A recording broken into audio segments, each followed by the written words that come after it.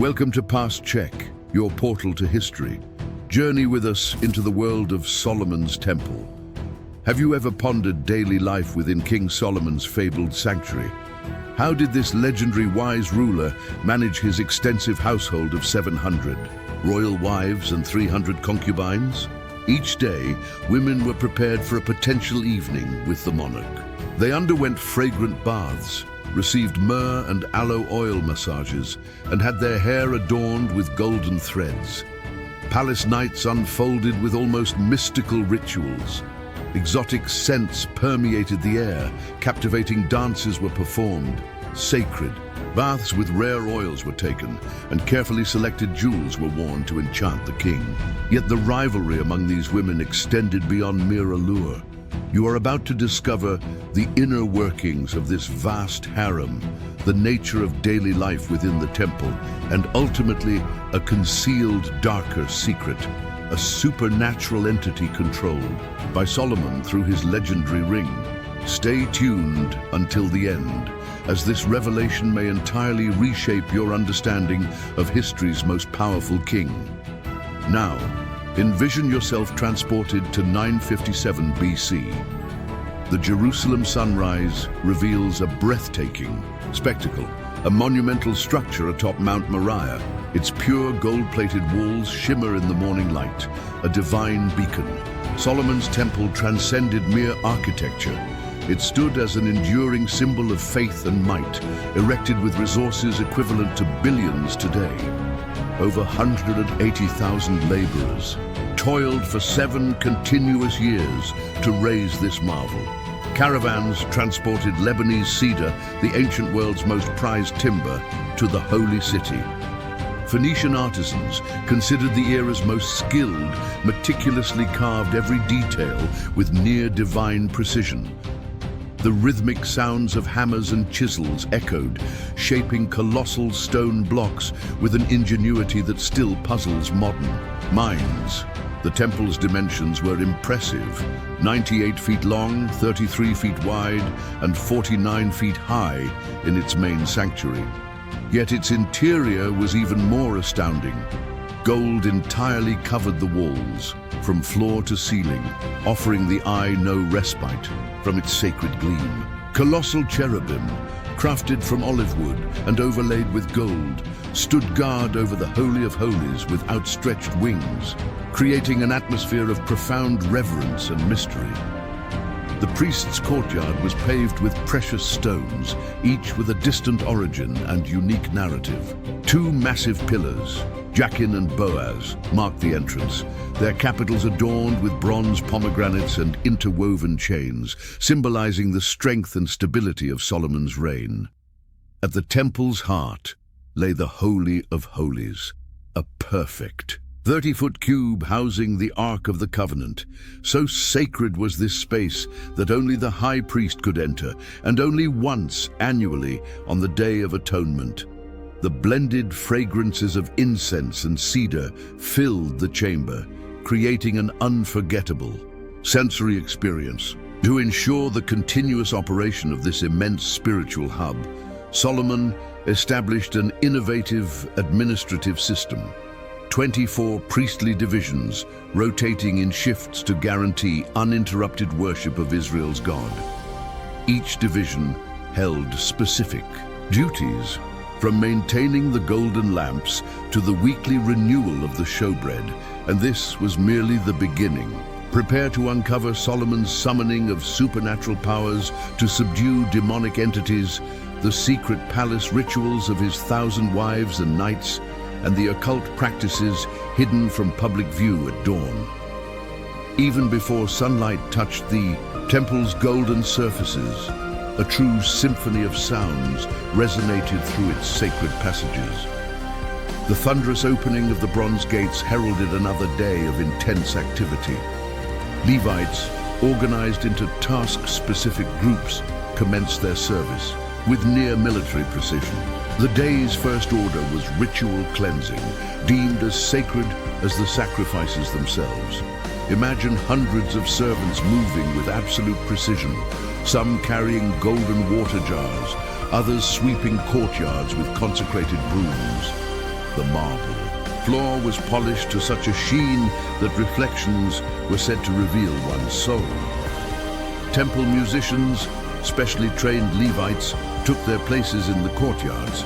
Their harps, cymbals, and trumpets filled the air with celestial melodies that reached beyond Jerusalem's walls.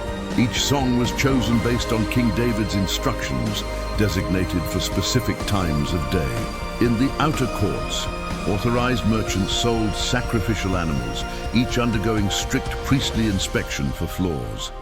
Prices were regulated to enable even the poorest to participate in sacred rituals.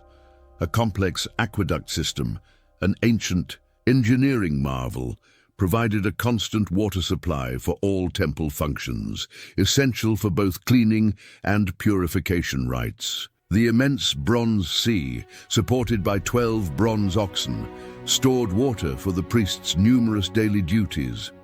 Before any sacred service, priests underwent rigorous purification, donning fine linen garments from special chambers, each item bearing deep symbolic meaning. Garments had to be put on in exact order, accompanied by specific prayers aligning body and spirit with divine purpose. Behind the temple, a city within a city pulsed with constant activity. Dedicated bakers prepared showbread in sacred ovens, following an ancestral recipe passed down through generations.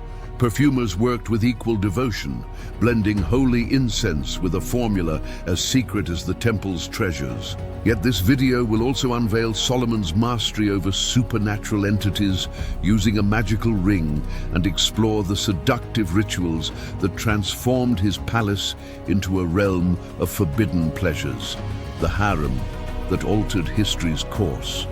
What you are about to hear about antiquity's greatest monarch will reveal rarely spoken secrets, a narrative woven with power, desire, and enduring consequences.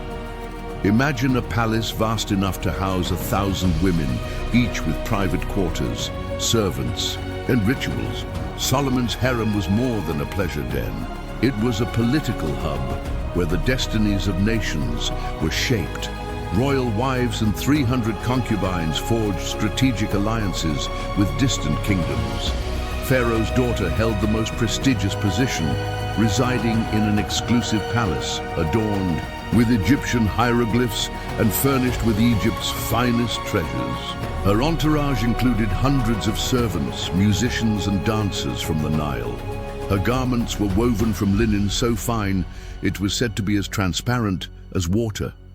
Moabite princesses brought exotic fragrances and deep knowledge of aromatics, while Sidonian women were renowned for their skill in weaving royal purple. Each culture preserved its traditions, creating an unprecedented multicultural environment in the ancient world. The harem resembled a miniature city with its own intricate hierarchy. Royal wives lived on upper levels in luxurious pavilions overlooking perfumed gardens, while concubines, though also comfortable, resided in less opulent lower quarters. Each woman possessed a royal seal, enabling her to conduct business and correspond with her homeland. Specially appointed scribes meticulously recorded names, lineages, dowries, exchanged gifts, and, most importantly, any children born from unions with the king. The harem's administration was a complex mechanism befitting an empire, sustained by a veritable army of stewards, guards, cooks, musicians, doctors, and midwives, all operating with precision under strict rules. The routine was coordinated by special messengers, usually highly regarded elderly women, who managed intersector communication. No wife could visit another without prior permission, a necessary measure to prevent intrigues, dangerous alliances, and silent conspiracies. What you are about to witness unveils the most intimate secrets of Solomon's palace, where each night was a unique celebration of beauty and love. The rituals for a night with the king commenced at dawn. A messenger secretly announced the chosen woman, initiating a meticulous day-long process. First, she was taken to the House of Purifications, a building solely dedicated to beautification rituals. There, she bathed in 7 distinct pools, each infused with specific aromatic oils, myrrh, aloe, cassia, and cinnamon. 7 personal handmaidens attended to every detail. Her hair was washed with rare essences and styled with ivory combs adorned with precious stones. Her skin received a luxurious treatment of honey, goat's milk, and secret oils, an ancient formula passed down through generations of harem guardians. Her nails were tinted with henna, forming symbolic designs that narrated love stories in an ancient script. The garments for the night were chosen with utmost care, fabrics so fine they seemed spun by spiders, dyed with rare pigments from shells and precious minerals. The jewelry, more than mere adornments, carried symbolic meanings and seductive power. The royal chamber was prepared with equal precision.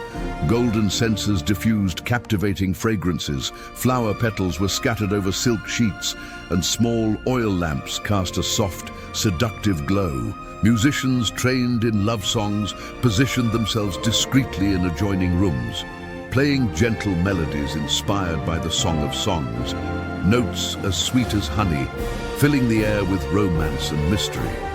The chosen woman was then instructed in the arts of love by experienced elders who imparted secrets guarded for generations.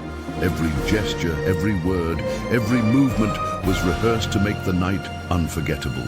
Prepare yourself. What follows will surprise you.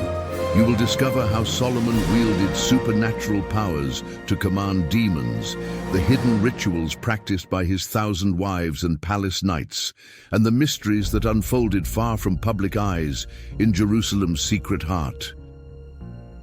The Song of Songs echoed through the palace corridors, a love poem so intense it was elevated to holy scripture. In it, Solomon revealed a vision of love, uniting the physical and spiritual, human passion, celebrated as a reflection of divine love. The women in Solomon's harem hailed from distant lands, each bringing the sensual traditions of her culture. Egyptian women, with their sinuous bodies, mastered belly dancing, moving like serpents to the sound of golden sistrums. Phoenician women, true aroma alchemists, crafted perfumes capable of bewitching the senses.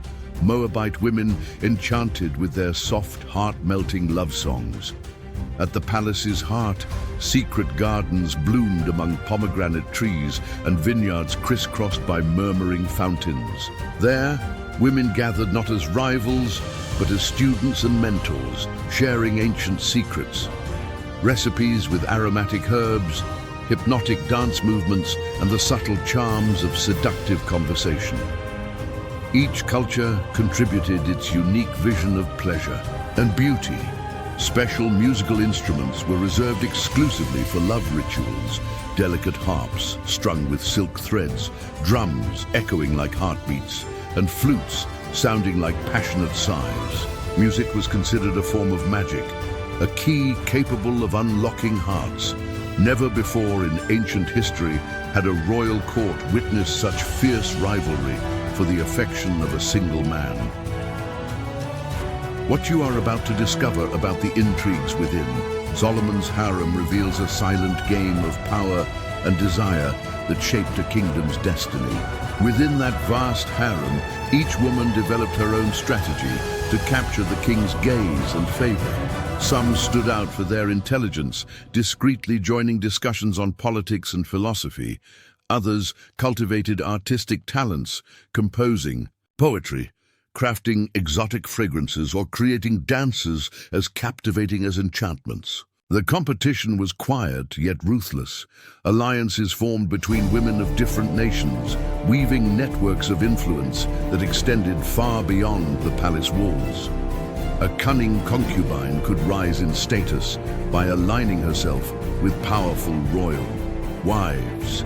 Servants played key roles in this palace chess game, carrying secret messages, observing corridor movements, and reporting everything to their mistresses. A well-timed whisper could alter a favorite's destiny.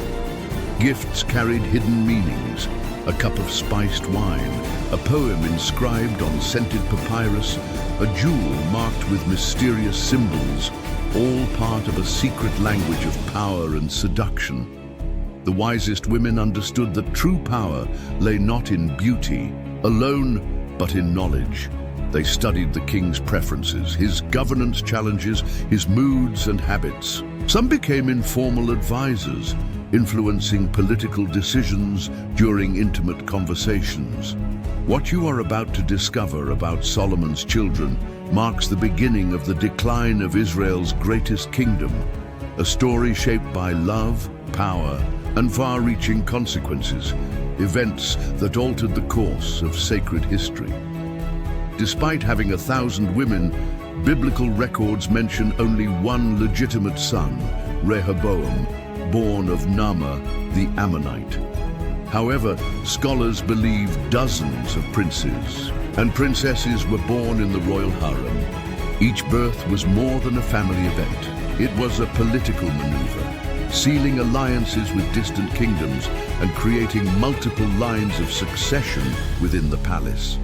Each royal child lived in their own isolated universe, educated by tutors from around the world who taught foreign languages, philosophy, and the arts. Mothers fiercely competed for the best instructors, knowing that knowledge meant influence. Hebrew teachers ensured the preservation of Mosaic law, while foreign masters introduced myths and ideas from their native cultures.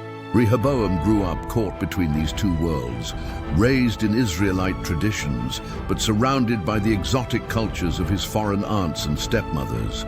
His upbringing was defined by contrasts that would later tragically shape his reign. The father figure was distant.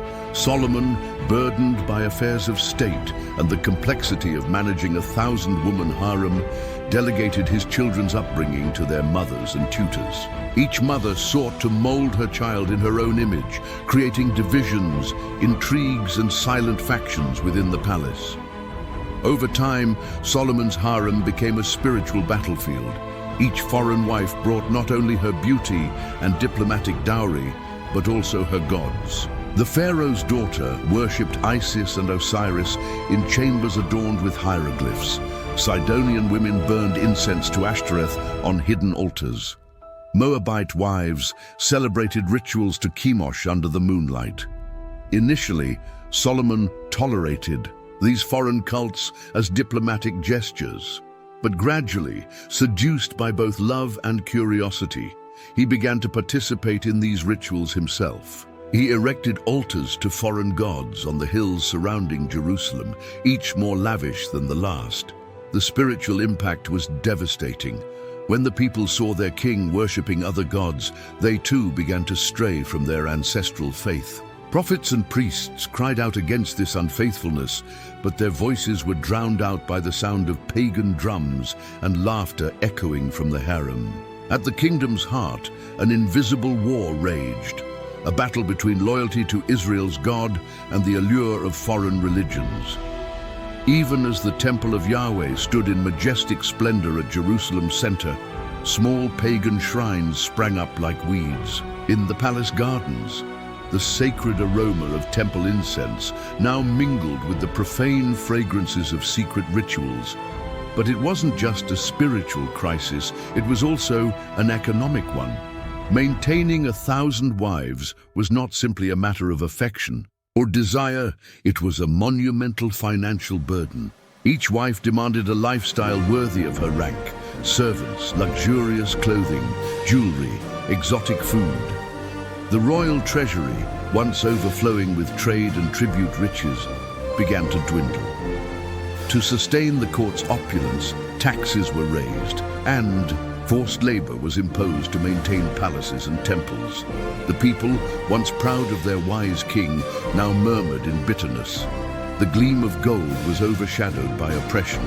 The reign of Solomon, which had begun in wisdom and glory, was quietly heading toward ruin. As King Solomon aged, the intrigues within the harem intensified.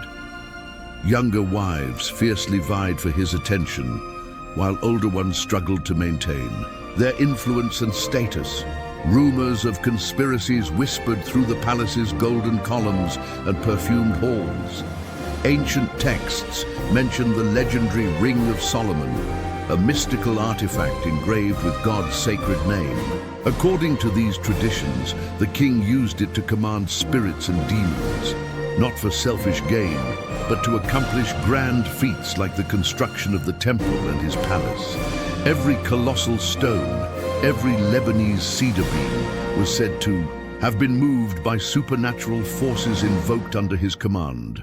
Legends claim that demons themselves were forced to serve in his court, some as messengers who could cross vast distances instantly, others revealing creation's hidden secrets, teaching the healing properties of plants, metals, and precious stones. The Testament of Solomon, an ancient esoteric text, describes how the king would interrogate these spirits, demanding their names, functions, and weaknesses.